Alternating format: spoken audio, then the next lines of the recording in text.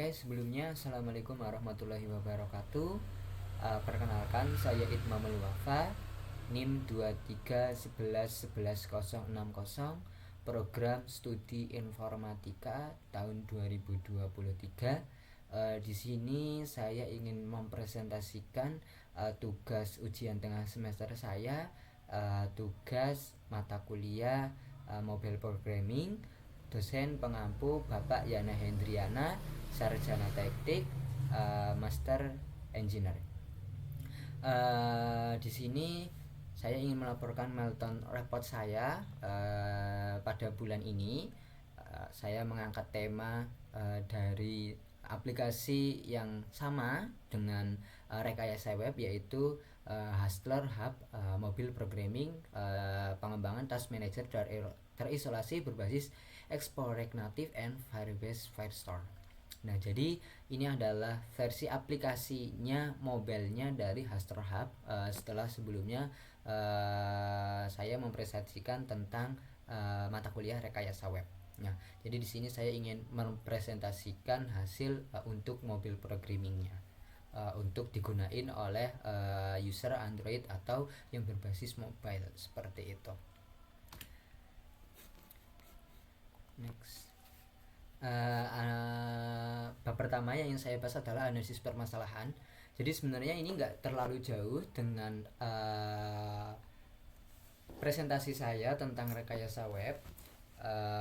Di sini analisis permasalahan masih tentang akademik ya, tentang hustler lifestyle, jadi tentang kehidupan mahasiswa. Sebenarnya ini kehidupan mahasiswa yang saya ambil sendiri sebenarnya, terutama di mana di situ saya mengalami dilema tentang multiperan, di mana kadang saya harus mengerjakan tugas kuliah, kadang harus mengikuti organisasi, kadang juga ada pekerjaan sampingan freelance. Dan di saat tiga-tiganya itu datang, saya sering mendapatkan burnout atau sering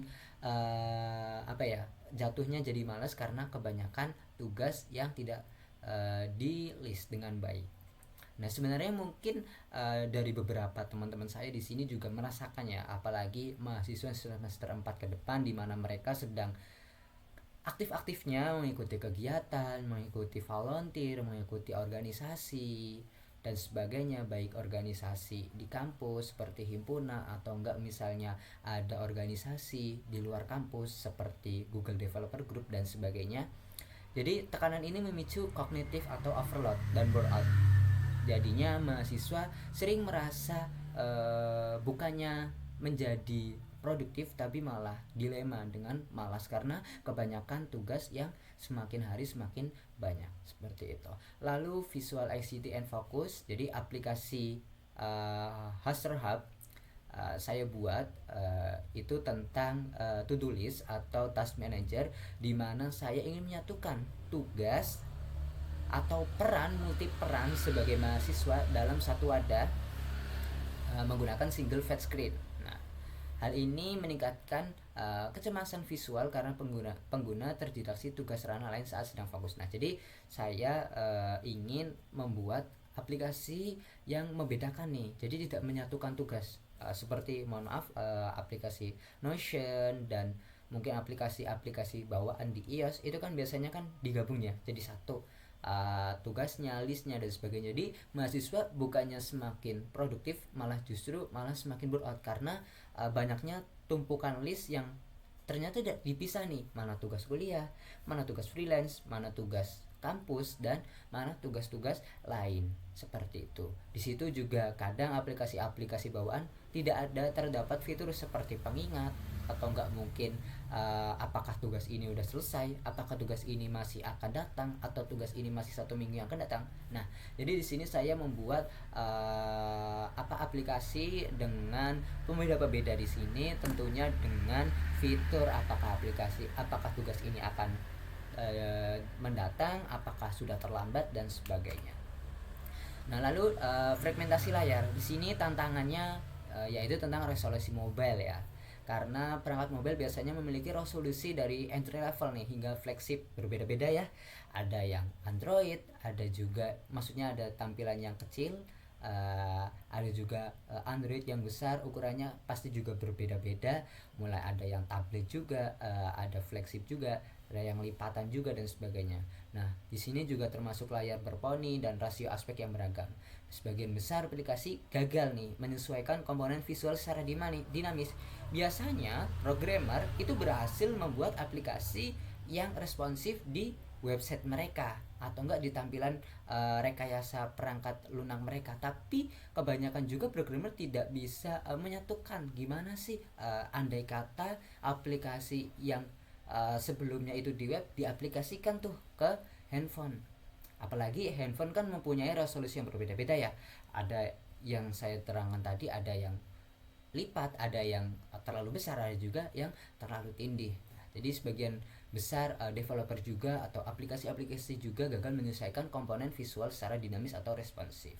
Jadi biasanya elemen-elemen di dalamnya itu tumpang tindih seperti itu. Next. Nah, lalu ada instabilitas jaringan. Di sini biasanya mobile itu penggunaan perantinya itu berpindah-pindah. Kadang juga jaringannya bisa berpindah antara 4G lalu ke 5G. Nah, biasanya perangkat mobile itu membutuhkan thread lokal atau database cache. Habis itu mempunyai mencegah aplikasi ya freeze saat koneksi terputus. Lalu ada sinkronasi asinkronnya tidak terlihat. Nah, ini perlu sekali karena apabila tiba-tiba sinyal di handphone kita tiba-tiba mendadak hilang atau mendadak mungkin habis ya sinyalnya susah, apakah integrasi penyimpanan itu atau integrasi aplikasi itu apakah akan tersimpan atau harus menunggu sampai selesai terlebih dahulu. Jadi seperti itu. Next. Lalu ada analisis kebutuhan. Nah, di sini kebutuhan fungsional saya bagi menjadi 3. Yang pertama yaitu isolate hops. Jadi di sini sebenarnya saya ingin memisahkan sekali lagi ranah dari multifungsional, terutama jadi mahasiswa ya, mulai dari aktivitas kuliah, aktivitas komunitas atau organisasi, dan juga realita. Kadang kita juga mempunyai pekerjaan tambahan freelance ya untuk kita ingin membeli sesuatu. Jadi saya akan memfokuskan pada navigasi 3 kebutuhan tersebut. Lalu ada synreactive, di mana sinkronasi data real time. Jadi setelah kita mengupdate, apakah kita akan menghapus, apakah kita akan mengurangi, apakah kita akan menambah sesuatu, datanya itu akan real time. Kita tidak perlu menunggu waktu yang lama untuk loading screen-nya mungkin, atau enggak penyimpanan datanya mungkin. Jadi di sini saya ingin menekankan bahwa sinkronasi data real time antara penyimpanan lokal dan Firebase. Jadi saya penyimpanannya ini menggunakan Firebase ya, karena berbasis cloud dan juga bisa digunakan secara gratis, dan juga integrasinya itu cepat. Jadi tidak perlu memakan waktu yang lama. Lalu yang terakhir adalah navigasi ya. Yang penting ini biasanya user apabila kita pindah nih, biasanya di laptop, terus kita tiba-tiba pindah di HP gitu kan. Jadi kan kadang kita kadang malas-malas tuh, kadang cuman pakai satu tangan buat geser atau nggak buat ngeklik seperti itu. Jadi di sini implementasi navigasinya bawah bottom tab bar ya di sebelah sini itu nanti saya buat bisa untuk operasional satu tangan. Jadi tidak perlu menggunakan beberapa tangan sekaligus untuk menjalankan aplikasi ini. Jadi kamu user cukup klik saja menggunakan satu tangan seperti itu. Lanjut, lalu di sini saya ingin membahas tentang performance metric, di mana optimasi responsivitas yaitu sistem akan menyelesaikan rekonsiliasi state antar muka Explorer native dan cloud database dalam kurun waktu kurang dari sepersekian detik, lebih tepatnya 200 milidetik, guna menjaga sensasi aplikasi natif yang premium dan relatif. Jadi di sini teman-teman atau user yang akan menggunakan aplikasi ini tidak akan terasa bahwa ternyata ada loading sebenarnya di dalamnya. Cuman loading itu bersifat persekian detik, bahkan sampai 200 mil per detik. Jadi tidak terasa bahwa ternyata teman-teman sebenarnya membutuhkan waktu untuk menyimpan sesuatu. Tapi karena di sini responsivitasnya cepat, jadi teman-teman nggak bakalan mengalami gangguan seperti itu. Next, lalu di sini saya ingin membahas tentang design and research. Jadi berdasarkan observasi lapangan, sebenarnya ini observasi diri saya sendiri ya, berdasarkan keresahan saya diri saya sendiri. Jadi andai kata latar belakang boleh diulang lagi, latar belakang kenapa sih aplikasi ini dibuat, kenapa sih tiba-tiba saya ingin membuat aplikasi to-do list, sedangkan sebenarnya tugasnya itu banyak. Ada membuat uh, manajemen keuangan, ada juga membuat aplikasi-aplikasi yang lain. Tapi kenapa? Apakah alasan kenapa saya mengambil tema tentang ini? Kenapa saya mengambil tema tentang task manager? Ya, selain mungkin tidak terlalu susah, ternyata saya juga mengalami permasalahan tentang overwhelm itu. Jadi di mana saya kegiatannya mungkin dibilang gak terlalu banyak, tapi juga kadang di beberapa waktu ada beberapa keadaan yang mengharuskan saya untuk membelah beberapa fokus saya. Nah di sini saya seperti mengikuti mungkin kuliah akademik ya, udah pasti itu yang paling utama. Lalu juga ada komunitas seperti komunitas GDG, biasanya ada pertemuan setiap 2 minggu sekali atau 3 minggu sekali, atau enggak mungkin pas awal semester 4 dan 3 saya mengikuti himpunan juga di mahasiswa. Lalu juga ada sebelum ini saya juga freelance, mulai dari freelance design, freelance fotografer, videographer, dan ya freelance yang menghasilkan output keuangan seperti itu. Nah di sini itu pure mengambil dari observasi lapangan, dan lapangan yang dimaksud adalah lapangan saya sendiri. Nah, jadi di sini saya membuat catatan bahwa dispersi catatan fragmentasi antara LMS, WhatsApp, dan email tanpa satu wadah tunggal menyebabkan tekanan kognitif yang memicu burnout. Oke, jadi saya perjelas di sini. Biasanya apabila tugas akademik itu biasanya diinfokan di WhatsApp. Nah, tugasnya itu juga nanti berbeda. WhatsApp itu hanya untuk pemberitahuan, hanya untuk mengirimkan soal. Nah, bagaimana kita bisa melihat soalnya atau materinya? Kita harus berpindah ke LMS yang lain. Contoh seperti UNU, kita harus berpindah ke laman Edlink. Bahkan dosen pun tidak hanya menggunakan satu LMS saja. Ada yang menggunakan Edlink seperti Bapak Yana, ada juga yang seperti Pak Ubay yang menggunakan Classroom. Jadi pecahan-pecahan antara materi kuliah dari Classroom, WA, habis itu juga ada di Adlink, itu benar-benar menguras energi. Di sini saya kadang mendapati burnout. Belum lagi kalau misalnya ada komunitas, harus cek dulu di Instagram lah, harus cek dulu di saluran Instagram lah, harus juga belum di Discord juga, ada juga yang di Gmail, ada juga yang di Twitter dan sebagainya, dan itu kadang membuat saya burnout. Gimana sih ini, gimana cara nyatuinnya?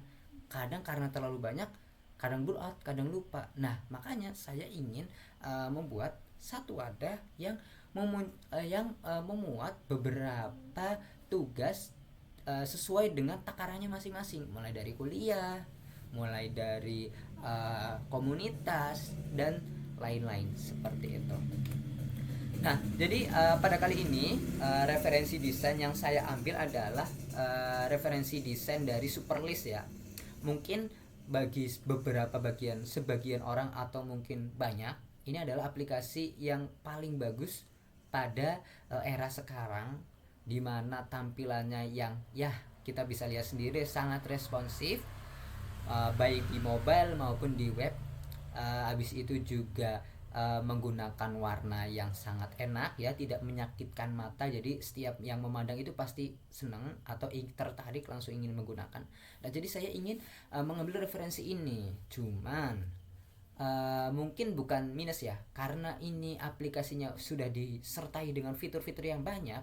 Jadi kadang kita user, kita harus membutuhkan sinyal yang stabil, atau enggak kita harus mempunyai handphone atau device yang memadai, karena di situ terdapat animasi-animasi dan fitur-fitur yang sangat lengkap. Jadi kadang user itu lama untuk update-nya, loading screen-nya, jika device-nya tidak memadai dan jaringannya yang tidak memadai. Makanya saya mengambil referensi dari aplikasi Superlist, cuman saya buat menjadi lebih Superlist seperti itu.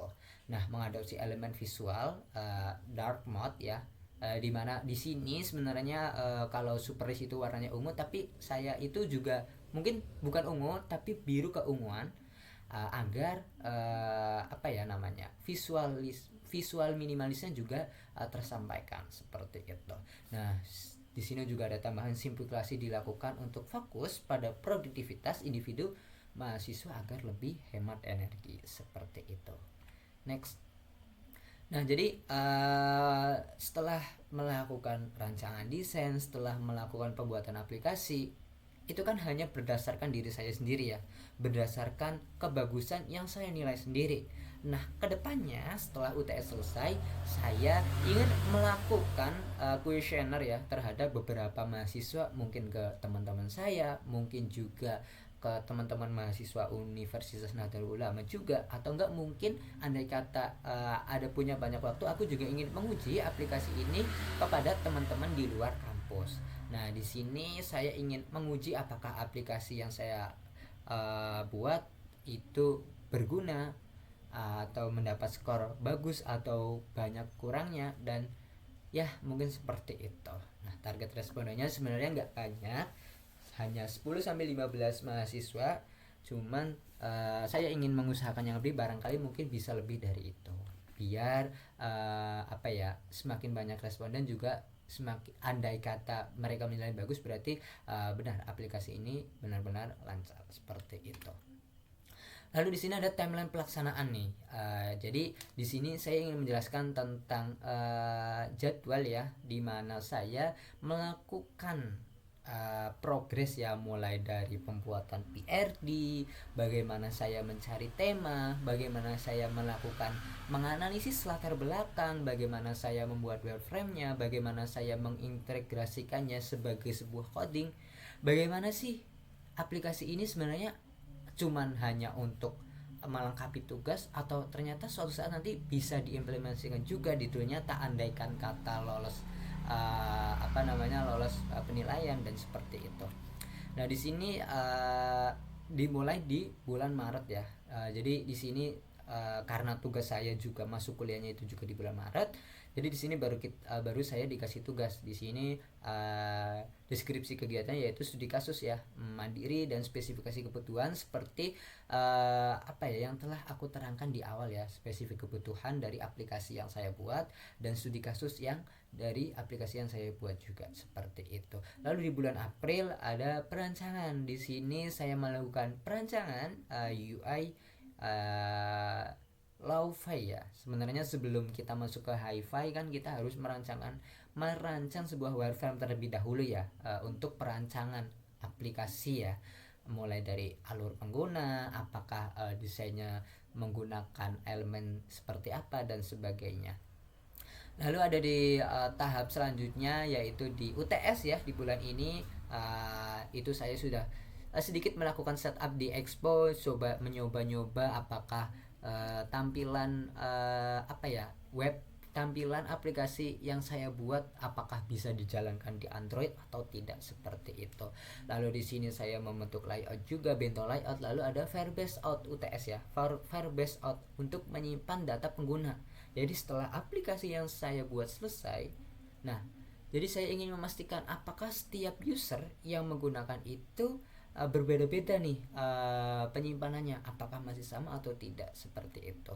Lalu ada setelah UTS ada optimasi ya, perbaikan desain, perbaikan mungkin perbaikan loading screen, perbaikan mungkin ada beberapa bug dan ada beberapa mungkin kekurangan atau enggak mungkin kritik-kritik dari teman-teman saya. Nah, saya ingin membenahi itu, dan juga ingin terutama membenahi responsivitas lintas layar dan bug fixing di bulan Juni dan di bulan Juli. Lalu yang terakhir adalah sesi deployment, yaitu build APK Android dan produksi web. Nah, jadi sebenarnya saya ingin karena ini baru project kecil-kecilan, saya mungkin belum ingin menghostikannya di hosting yang berbayar. Jadi saya hanya ingin mengintegrasikan kode-kode yang saya buat, saya aplikasikan, saya kirimkan, saya push ke GitHub. Nah, setelah saya push ke GitHub, saya ingin menariknya untuk bisa diposting atau di hosting di Vercel app. Jadi seperti itu. Nah, lalu kita lanjut ke wireframe and user flow. Di sini ada user flow logic ya. Di sini ada mulai aplikasi. Nah, sekalian kita coba ya. Nah, jadi di sini saya melakukan uji coba ya menggunakan Android, apakah inspeknya nanti berbeda atau tidak seperti itu. Nah, ini kita contoh menggunakan iPhone. Nah, di sini kita misalnya nih mulai aplikasi, apakah user login. Nah, di sini nih. Ini kita tampilan awal di aplikasi, apakah user itu akan melakukan login atau tidak, seperti itu. Jika tidak, maka halaman akan diarahkan ke alamat Gmail. Apakah user sudah mempunyai alamat email atau enggak? Belum. Andai kata sudah mempunyai alamat email, bisa langsung masuk saja. Apabila tidak punya email, bisa melakukan pendaftaran terlebih dahulu, seperti itu. Lalu di sini andai kata kita sudah mendaftarkan user untuk aplikasi kita bisa langsung saja masukkan. Misalnya di sini kita coba menggunakan akun email yang sudah berhasil dibuat, coba ya. Nah, andaikan sudah mempunyai email, masuk. Nah, coba ya kita menggunakan email yang sudah terdaftar di Firebase, seperti itu. Nah, jadi ini loading screen-nya. Nah, berhasil ya. Berarti jika masuk, berarti profilnya akan sesuai dengan profil saya, seperti itu. Nah, jika misalnya tidak mempunyai akun, berarti bisa melakukan register ya di sini, seperti itu. Nah, jika tidak masuk dan tidak mau register, misal biasanya kan user kan males nih harus harus daftar dulu nih, males nih harus kebanyakan itulah, harus daftar ini, harus login ini, harus ini. Nah, di sini saya kasih fitur untuk melanjutkan sebagai tamu. Nah, di sini kenapa saya masukkan fitur ini? Karena jika mungkin user hanya ingin mengecek terlebih dahulu apakah aplikasi ini berguna atau tidak, user bisa melihat-lihat dulu tampilannya. Nah, di sini bedanya database yang digunain atau misalnya info login yang digunain itu tidak bakalan tersimpan. Jadi kita sebagai user yang tamu, kita hanya cuma bisa ngecek aja, mengecek fiturnya, menambah tugasnya dan sebagainya. Tapi data kita tidak akan terdeteksi oleh sistem, seperti itu. Lalu di sini ada halaman onboarding, isi nama, email profil, klik list, WordPress, tambah tugas, tambah list, profile, kembali, simpan tugas dan simpan list. Oke. Misalnya kita ingin melanjutkan sebagai tamu ya. Nah, di sini kita tetap bakalan ada simulasi nih. Simulasi walaupun kamu login dan tidak login, di awal tetap kita akan ditanya ini, siapa namamu? Nah, siapa yang ingin menggunakan aplikasi ini, seperti itu. Misalnya kita nama ya, misalnya Maliha Tusania. Oke. Di sini otomatis onboardingnya akan menyapa, selamat datang Maliha Tusania, seperti itu. Nah, tapi bedanya di profil ini, Malihatus itu login sebagai tamu. Jadi datanya dia itu tidak akan masuk di sistem.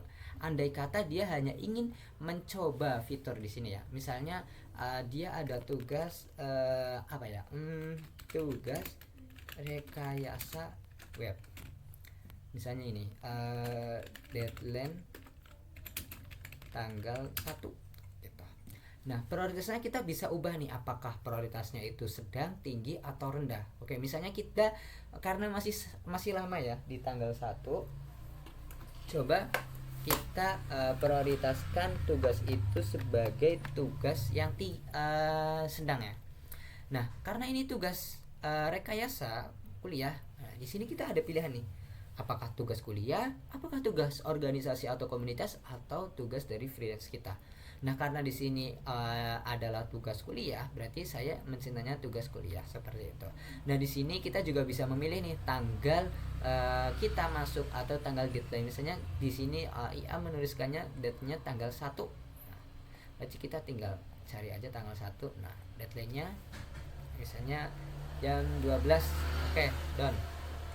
Nah, Otomatis di sini tampilannya bakalan berubah. Di sini akan ada tugas Academy Hub, itu tugas di kuliah itu satu seperti itu ya.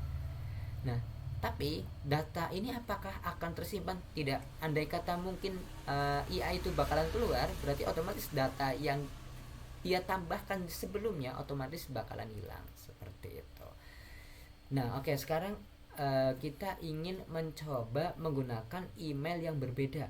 Bang, apakah tugas saya itu misalnya aku ada tugas dua nih di kuliah sama kampus, lalu teman saya juga mendaftar, apakah itu nanti bakalan masuk ke dalam tugas saya juga, apa beda? Oke, kita uji ya. Oke, saya ingin menggunakan akun saya sendiri yang sudah masuk ya, yang sudah terdaftar di sini.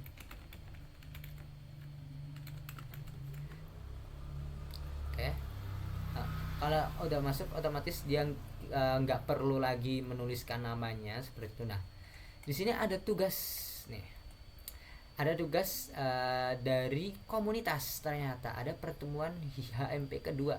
Nah, ternyata di sini tertulis tuh 2 hari lagi dan statusnya itu adalah rendah. Di sini kita juga bisa edit apakah tugasnya akan diganti menjadi sedang, barangkali udah mau deadline, atau mungkin tanggalnya seperti itu. Nah, atau enggak kita mungkin ingin menandai telah selesai, atau enggak mungkin kita ingin menghapusnya juga, bisa aja. Oke, misalnya kita ingin mengecek nih tugas mendatang. Oke, berarti tugas yang mendatang yang udah ada ya, terlambat tidak ada, dan selesainya udah ada 1 di sini. Nah, terus sekarang kita mau, ini kan akunku ya, akun Itnom. Sekarang kita coba menggunakan akun yang lain. Coba sekarang kita mungkin daftar dulu ya. Misalnya kita malihatusania@gmail.com. Sandinya Malihatus.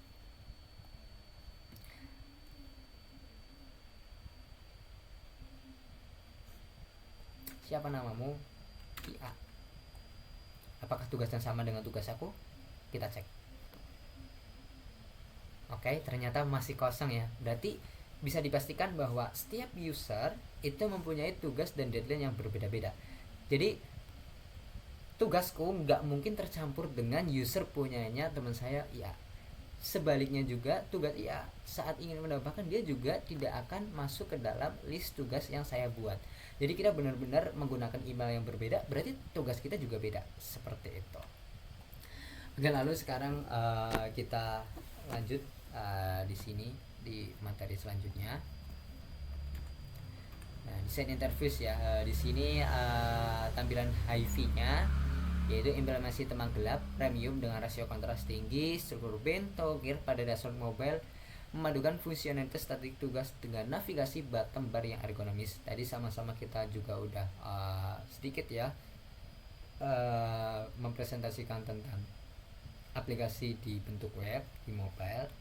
Jadi bisa kita lihat ya, mobile punya aku menggunakan warna yang gelap, walaupun gelapnya bukan gelap hitam ya, ini gelap ungu kebiru-biruan seperti itu. Oke, next.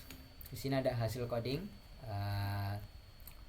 Sebenarnya hasil codingnya itu nggak terlalu berbeda ya dengan rekayasa web. Di sini cuma ada screen dimension detection sama firebase association, di mana import user Windows dimension from React Native ya.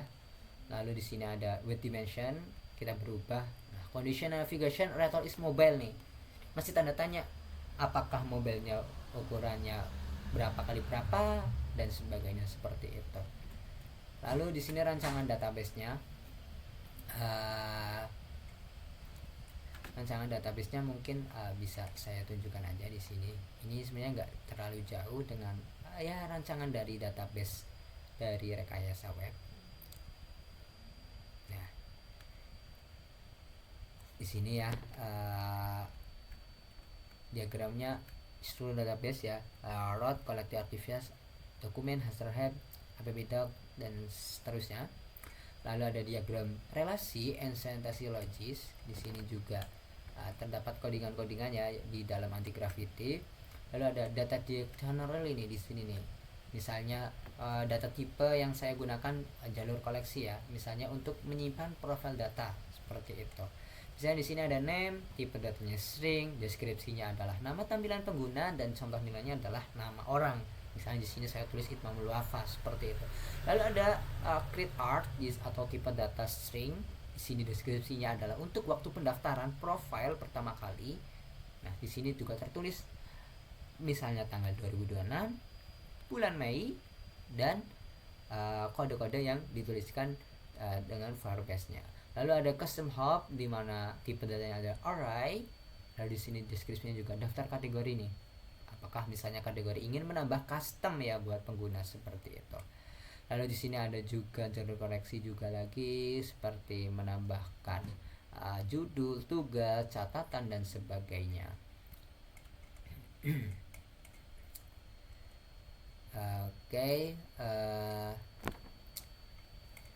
mungkin kita lanjut ke presentasi demonya ya. Di sini saya juga ingin mendemokan Firebase-nya. Di Firebase-nya ini saya menggunakan email ya, email dan menggunakan ya nama project yang saya gunakan.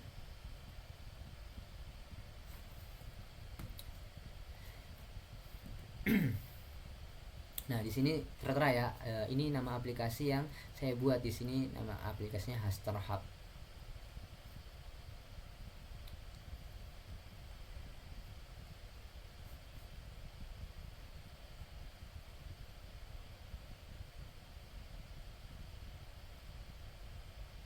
Nah, ini authentication nih teman-teman. Di sini adalah authentication yang dimaksud adalah penyimpanan user yang masuk atau mendaftar menggunakan masuk dan daftar di akun ini. Nah, kayak seperti tadi yang saya terangkan di sini, misalnya tadi teman saya melihat tulisannya dia ingin masuk ya menggunakan Gmail, setelah register dia otomatis bakalan ke identifikasi nih.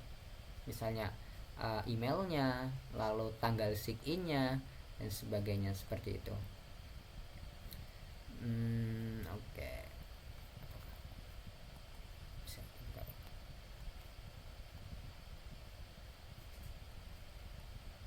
Nah, ini teman-teman di sini. Jadi kalau di Firebase itu kita bisa milih nih teman-teman. Misalnya login atau pendaftaran itu akan di-ACC oleh apa seperti itu. Apakah menggunakan email dan password? Jika iya, berarti disable, karena di sini saya menggunakan email dan anonymous sebagai fitur mode tamu. Jadi makanya saya enable email, password dan email atau password dengan anonymous. Andai kata mungkin teman-teman ingin menambahkan fitur di aplikasinya teman-teman itu loginnya menggunakan nomor HP, bisa banget. Saya klik aja, kita nyalain aja. Andai kata teman-teman ingin mengintegrasikan aplikasi teman-teman dengan Firebase tapi dengan halaman login yang menggunakan telepon seperti itu. Nah, di sini karena fitur loginnya saya hanya email dan juga tamu, berarti saya hanya mengenablekan email dan juga anonymous. Anonymous ini di sini adalah tamu ya, seperti itu teman-teman. Bang, itu kan cuma emailnya aja nih, passwordnya mana? Nah, pertanyaan yang bagus teman-teman. Nah, jadi Firebase ini adalah otomatis passwordnya itu nggak bakalan kedeteksi teman-teman di sini. Jadi teman-teman atau nggak misalnya developer hanya bisa melihat email yang pendaftar. Nah, sandinya itu nggak bisa terlihat teman-teman. Misalnya seperti ini.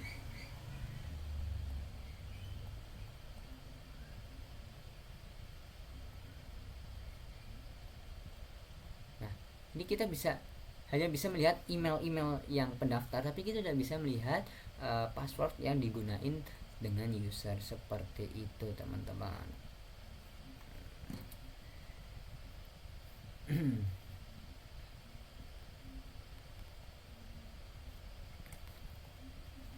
Oke, lanjut ke codingan. Jadi di sini sebenarnya ya codingannya jujur ini menggunakan di Gravity. Tidak luput juga saya menggunakan AI di dalamnya. Cuman banyak lebihnya saya juga memahami tentang penggunaan. Misalnya andai kata saya ingin mempublikasikannya menggunakan Vercel, apakah mungkin di sini itu lib ya, di Firebase penghubungan antara aplikasi web yang saya buat atau Android ini saya aplikasikan dengan penghubungan Firebase di sini ya, ada import from Firebase, lalu ada di sini Firebase out authentication ya, mulai dari get firestore, collection, doc, set doc, get doc dan sebagainya. Lalu ada configuration nih menggunakan APK atau main, project IT dan sebagainya. Lalu di sini juga ada export, app, out, db dan sebagainya seperti itu. Lalu aset ya, ini sebenarnya logo ya teman-teman. Logonya nggak tak ganti di sini. Lalu ada UI, ini adalah halaman loading ya, loading screen ya, loading screen di sini misalnya menggunakan shield di label memverifikasi akun, membuat data dan sebagainya. Lalu ada out, lalu ada button tab, create dashboard dan sebagainya teman-teman. Oke, mungkin cukup sekian presentasi yang dapat saya sampaikan. Kurang lebihnya saya mohon maaf yang sebesar-besarnya jika masih ada kesalahan. Sekian dari saya. Wassalamualaikum warahmatullahi wabarakatuh.